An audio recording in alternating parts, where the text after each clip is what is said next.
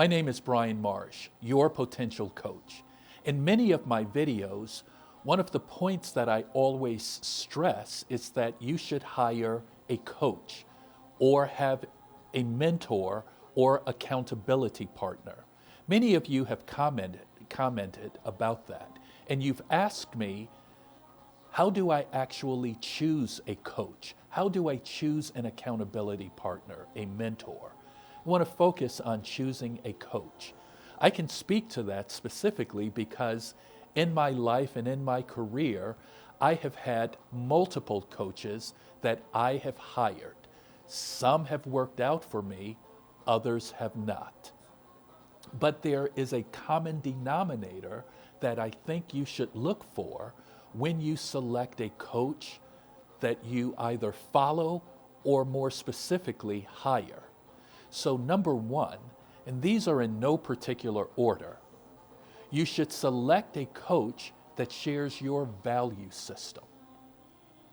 And you find that out because you spend time with the person before you actually engage with them, before you give them money, before you make a commitment with them. You have multiple conversations with them and you find out what their values are around your values. It's important for you to be congruent. The number one human psychological need is the need to be congruent.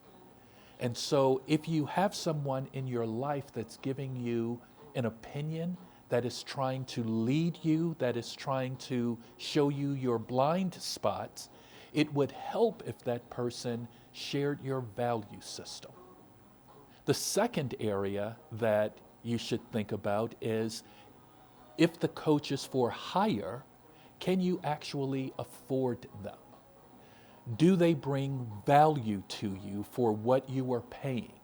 There's always the price you pay and the value you get for the price that you pay. Now, you won't really know what the value is until the end result, until the end of that coaching period is over. But here's a key for you. Do your research. Search them out on social media. Look at their Instagram pages. Look at their Facebook pages.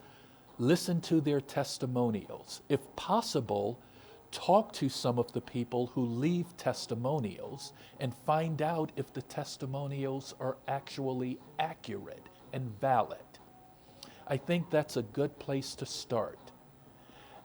Make absolutely sure that you will get value for your money. As we're talking about hiring a coach, you should be clear on exactly what you want the coach to do for you. What area or areas do you want the coach to help you transform? If the coach has no specific experience in those areas, you probably don't want to hire that coach. Just because someone says that they are a life coach doesn't mean that they have experience in the area that you are interested in. So ensure that they have some experience in helping you transform in the area or areas you need help in.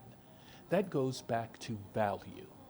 So why pay for a coach who isn't able to help you transform in the area that you need transformation in? The next area that I want you to think about is personal conflict. For example, I will not coach a woman singularly, but I will coach women in a group. I will coach women with their spouse and/or significant other. Now, that is my personal preference because it keeps the lines very, very clear. So my professional life doesn't have a possibility of bleeding over into my personal life. Now, that's just my personal preference. My point here is find a coach whose personality and personal preferences and value system is congruent with yours. Finally, Be extremely careful about what you expect from your coach. What deliverables do you anticipate? What deliverables are you expecting from the coach? General deliverables do not work. A coach who says, I can help you 10x your business, or I can help you go from here to there, that is too general, that is too vague. How do you actually know when you get there, quote unquote? And so, deciding up front what you need, what transformation, what areas of your life need transforming, and deciding if this particular coach is able to deliver that in writing is key. It doesn't matter what they say to you. What matters is what they commit to on paper. That is how you can hold the coach accountable. Everything is about accountability and expectations. In previous videos, I've spent time talking about expectations and the power behind setting clear expectations. Here, you need to set clear boundaries and clear expectations with the person that you are allowing to transform your life. Now, here's a bonus point that you didn't pay for. We're talking about setting expectations, but setting expectations is always on both sides. The person that you hire as your coach, you should have expectations of, but be prepared for a good coach to have expectations of you as well. You have to do the heavy lifting. You have to do the hard work. There will be expectations that any good coach will have of you. You're paying for the services of the coach. The coach is giving you his or her time. In exchange for the money, they're giving you their time. With their time, they expect you to do the hard work.